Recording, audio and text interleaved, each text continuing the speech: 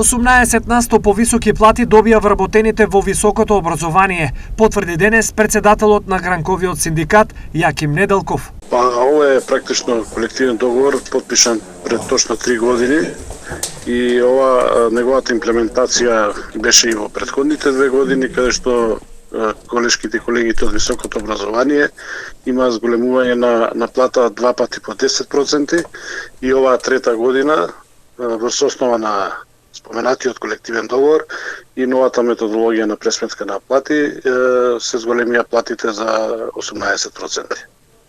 Така.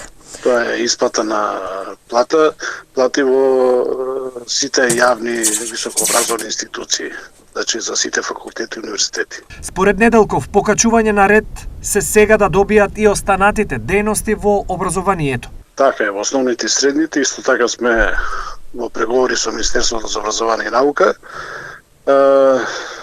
Сламка, би рекол, на спретнување методологијата на пресметка на плати, таа што владата и Министерството за финансии ја предлагаат, што за нас како синдикат за образование е неприфатлива, така да ние се обидуваме на ниво на Министерството за образование да најдеме соодветно решение и платите во основното и средно образование да се зголемат на ниво на Министерство.